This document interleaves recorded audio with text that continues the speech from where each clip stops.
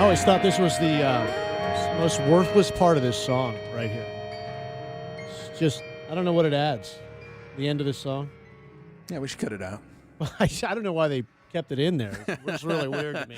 They're artists, Marco. I know. And artists do things to make them feel good. They're overthinking this whole process here at the end of the song.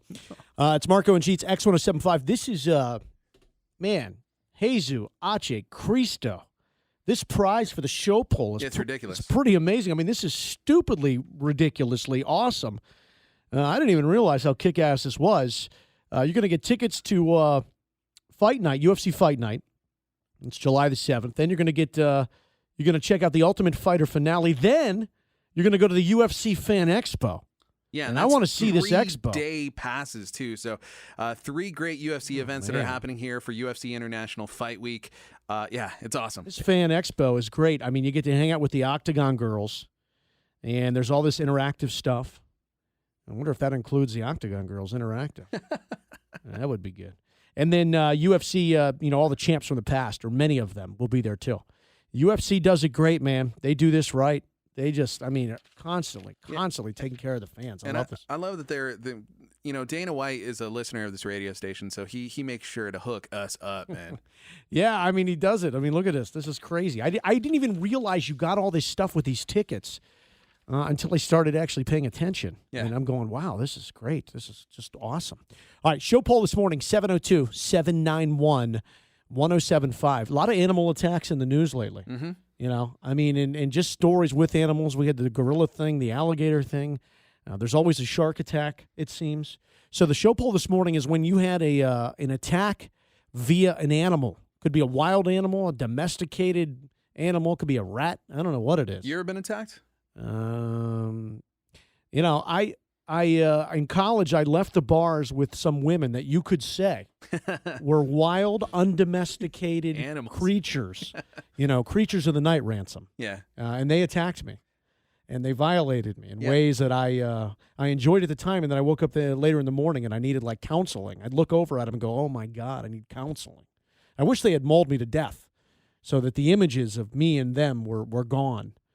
But that didn't actually happen. doesn't sound too bad, though. If you listen to Really? the show poll earlier, I got attacked by a poodle when I was 6. Did you have to go to the hospital? No. Here's the deal.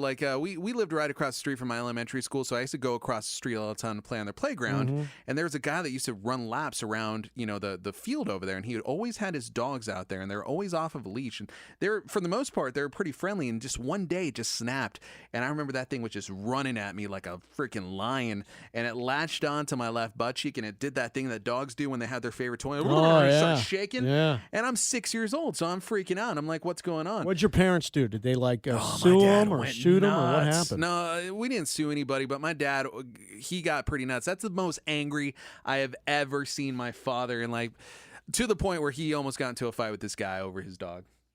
Yeah, He kicked the dog. My dad kicked the dog. They kill it? No, he just back then, he was a soccer guy, so he kicked the hell out of that dog, and the guy got all pissed off, got my 30 dad's yards, face. My dad's like, "Yeah, I'll kick you next."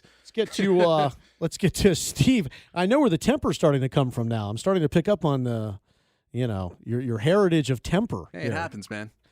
Steve, what's up, Steve? Hey, how you guys doing? What's your story? Attacks from an animal or a wild animal. What do you got? Well, it was kind of funny. It was a long time ago. I grew up in a neighborhood with a lot of houses, a lot of kids. We always hung out together and did fun stuff. And the lady lived on the corner. She had this little Chihuahua. So, we would always kind of tease the Chihuahua because it couldn't get out. Well, one day we teased it and we didn't know the gate was open and it got out. This is a Chihuahua. We're not afraid of a Chihuahua. We thought, a little dog. Well, we all stood our ground. That dog tore ass. He broke into us like you wouldn't believe. He tore ass, yeah. Yeah, those dogs think they're much bigger than they really are. Oh, man, it was evil. He got a hold of my ankle, and it wouldn't let go. I was screaming. I'm running down the street, dragging this Chihuahua, and just screaming at the top of my lungs, People don't realize, when you ever rented a house before? Yeah. And people ask, you have dogs? And you say, yeah. And you're like, well, what kind of dog? Or how much does the dog weigh? And I'm going, listen, it's the stupidest question on earth. Because the big dogs, 70, 80, 90, 100-pound dogs, are the gentle creatures. Oh, yeah. They don't do any damage.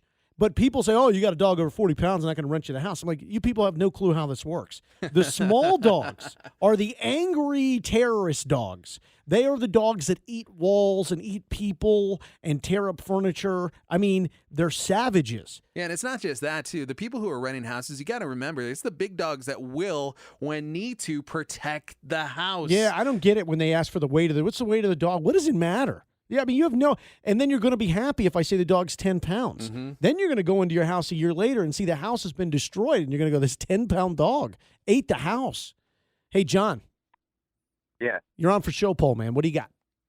Well, I was like 7 years old. I was getting ready for bed at my babysitter, and I was petting the two big chows, and one just up and bit me for no reason, bit my lip in half, like from my nose hole, like down.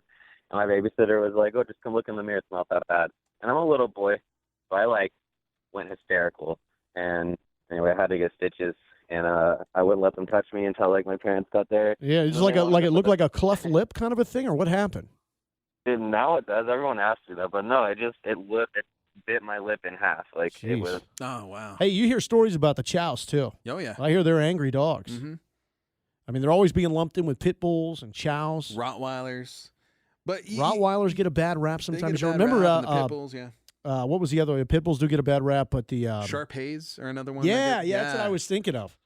Yeah, when you have kids, you want to stay away from those dogs. That's what everybody says. And then you'll get the groups, the angry groups, like the pit bull group will come out, and they'll be like, "How dare you say that?" It's like, well, have you watched the news? Yeah, that's the I first don't thing know. that everybody was telling me when we told them that we were pregnant, because we have 3 dogs. I got a Boston Terrier, I have a Cavalier Spaniel, and I got an Akita. So everybody's like, you better watch out with the Akita because those are vicious dogs. Man, He's a sweetheart. I tell you, I knew an Akita. I knew this one Akita, nicest dog I've ever met in my life. Mm-hmm. This Akita was a great dog. Arthur for the Show Poll. What's up, Arthur? Hey, how you doing this morning? Good, buddy. Show Poll. What do you got? Oh, man. Sometime back, I bought reticulated python. Oh, no. I see where And, this is going. They're supposed to be untrainable after they reach 1 meter long, and mine was a little over 4 feet. So I thought, well, heck, I got it cheap enough. I'll try to deal with this. So when I finally swallowed hard enough and opened up the cage, I reached inside, and this python grabbed a hold of my hand, wrapped itself around my arm, and began chewing until my arm turned blue and blood was just running. Oh. I remained calm and just kept petting it until it finally relaxed. To make a long story short, the next day I did the same thing, and it did the same thing. Oh, no. Well, The day man. after that, I did the same thing, and it did the same thing. Well, how does it end? You had to kill it, right? On the 4th day, I opened up the cage, reached inside, and it climbed right into my hands, and it was a happily ever after kind of thing. So, Arthur, explain to everybody, because I've actually been bit by a big snake too. Explain the force behind it, because even a smaller snake, like when it lunges at you, it feels like you got hit by a baseball bat. It's ridiculous. Well, yeah, but these teeth, I mean, they're needle sharp, and there's over 80 of them. And there's rows, right? And then they fall off inside your in Arthur, your skin. Arthur, And what makes a man want to buy a snake? Well, I've played with snakes ever since I was a little kid, milking rattlesnakes and all kinds of stuff. Never got bit by a poisonous except for one time, and that was a dry strike right between the knuckles. So I'll never get it. I'll never get why humans want reptiles as pets. I'll never get it. I like, I got some of the geckos running around the backyard and the walls and stuff. They're pretty cool. I don't want them in the house, though. But the snake and everything. I don't know why people go out and buy, and this is big money. They spend all this money on snakes. And listen to these stories. There's never a nice story of like, yeah, me and the snake just sat down and watched a movie. We went for a walk. Yeah, I went for a walk, and people call. My parents ask me, hey, how's the snake doing? Nothing. We sat down, we had a beer, the game was on, me and the snake just cuddled up by the couch. We'll get to more of your calls on the Show Poll, 702-791-1075.